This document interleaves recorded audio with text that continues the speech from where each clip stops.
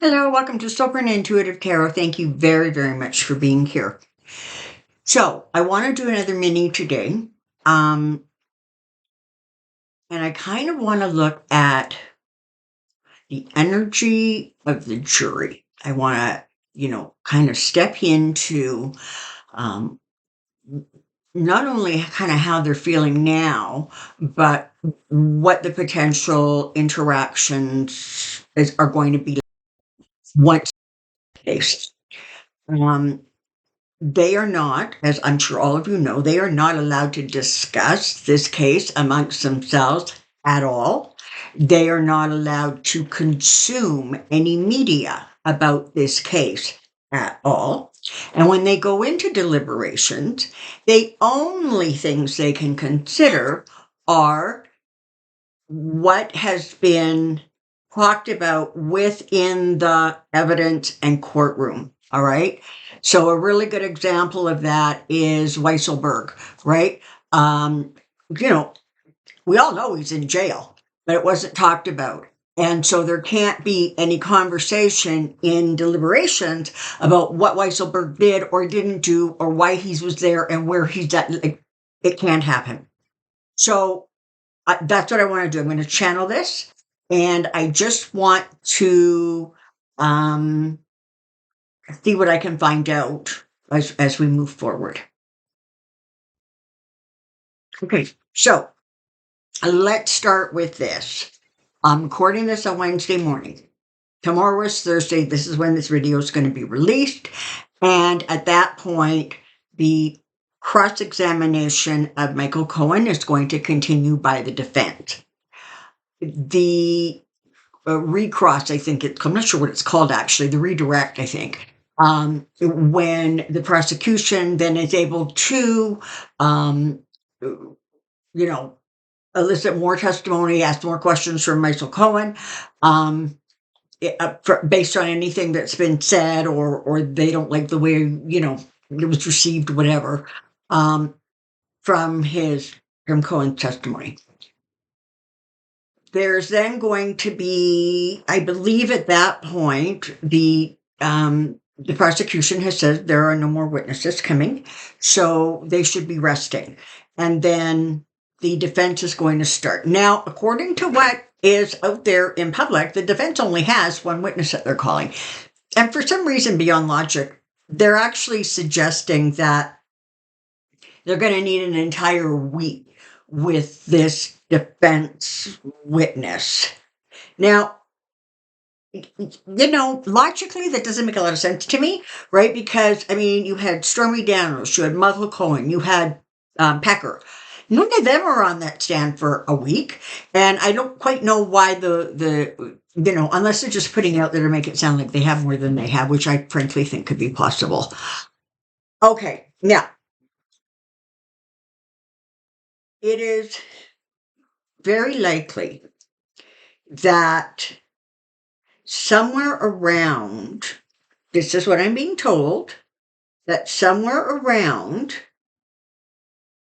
the 20th, I don't see, this is what confuses me, because on the 23rd, on the 24th, is that when you're going to, 27th? Okay, I'm sorry, I'm looking at my calendar. I should have done this before I started the thing.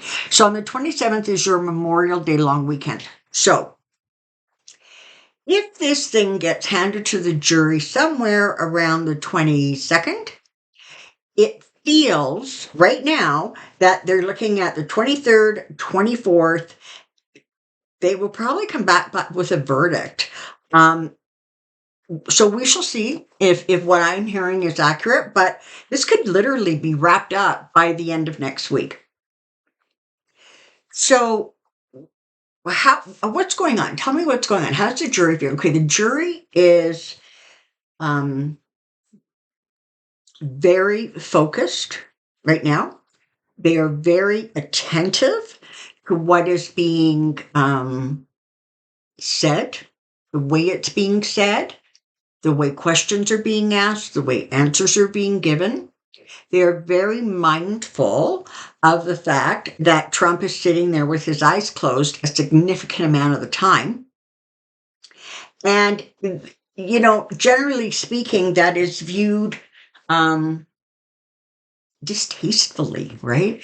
It's like they're like, that's really, really rude. One of the other things it feels like they're going to kind of be addressing amongst themselves once they get into deliberations is Trump's complete lack of remorse, his complete lack of, attrition. The fact that, he smirks when somebody says this really messed up their life. His behavior in the courtroom is going to have an impact, I think, on the way they are looking at him. And that's not, frankly, going to go well for him. Um, there are going to be several guilty verdicts in terms of fraud of the documentation of the paperwork. Because when it comes right down to it, that's the case. The case is about the paperwork.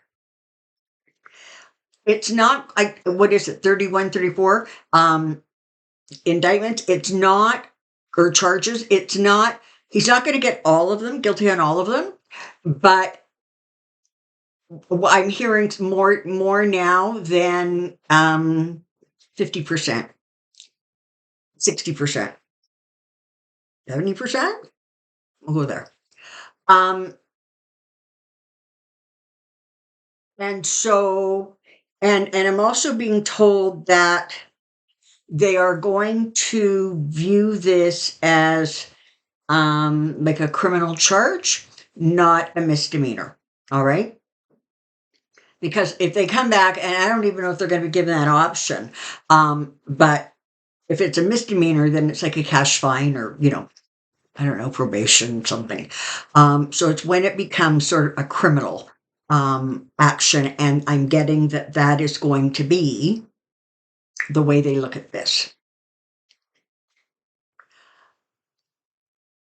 When they start deliberating, what I'm getting is they are a group of very intelligent people. They are diverse, which was something I had said way before jury selection started, that they were going to end up with a pretty balanced but diverse group of jurors, which from what little we know, it appears that they are, or they have.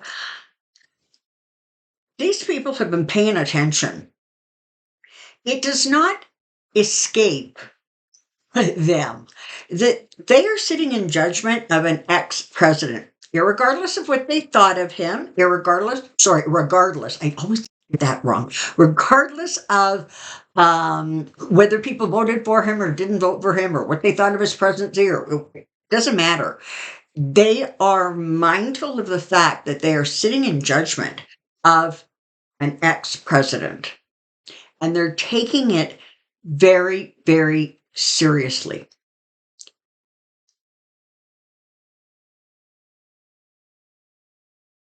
I don't think that they're going to have long deliberations. I'm just not seeing it. I'm seeing them kind of going in. And it's kind of like there's paperwork, right? And they're going through. So it feels like they're going to go through every single charge one at a time. And there's going to be that sort of vote. And then it feels like there's going where there's going to be a conversation about, did they meet their burden of proof? Did they not? Okay.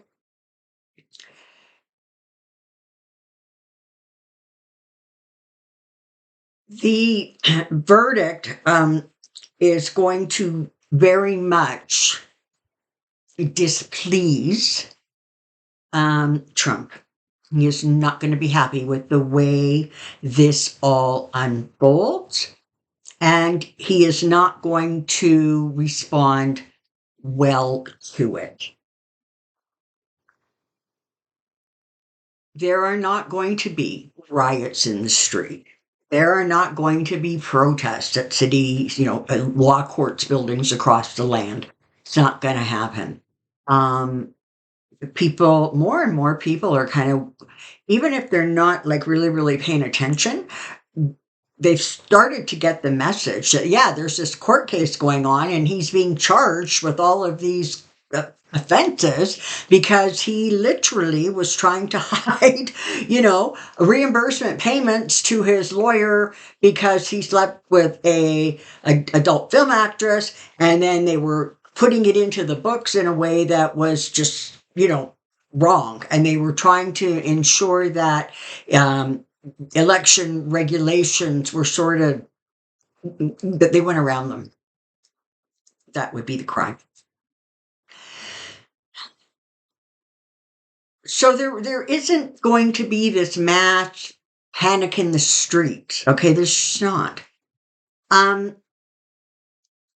Now, for those of you who were watching on Tuesday, with all of the sycophants lined up, with their matching suit and their matching red ties, they looked like little wannabe Donald Trump clones, right? I mean, they literally mimic the way he dresses, and the sort of the attitude that he carries. I don't know. Maybe all of them think that they're in the running for the VP slot. I don't know, but they kind of look stupid. And there is talk about the fact that by having those surrogates outside saying all the things that Donald Trump would want to say, whether that's sort of a violation of the gag order. I have to tell you, energetically, it probably is, but I don't see Marshawn reacting to it in any significant way.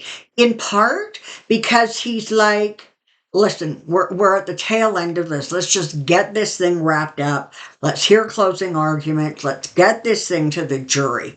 And so he will not like the optics of remanding Trump into jail, even if he does determine that this is a violation of that gag order. It's not like he said the next time you do it, you're absolutely going to jail. He says it will be a consideration. So if it actually even goes that way, it'll be another monetary fine. So when I look at the energy of the group of jurors, it looks as if they actually are going to get along quite well. I am not seeing any significant personality clashes that are going on. It feels like they sort of are all good with each other. Energetically, everything looks like it's okay. And so that's what I know right now, right? So it really does feel like things are moving along. It feels like, if not by the end of this week, the end of court dates for this week, certainly for me, it feels like around Tuesday, the 21st, it feels like that's when things are going to be wrapping up. And there's going to be sort of, perhaps the 22nd, maybe jury instructions, and then it gets handed over. I'm not sure. I mean, it's not like I'm reading a calendar here. I'm trying to, energetically grab dates, which we all know is really hard. But that's sort of what it feels like. Kind of midweek, this thing is going to get handed off. And by the end of the next week, it's going to be resolved. So that's what I know. Please don't forget to put your questions. So far, there have been some really, really good questions submitted for Pendulum Friday.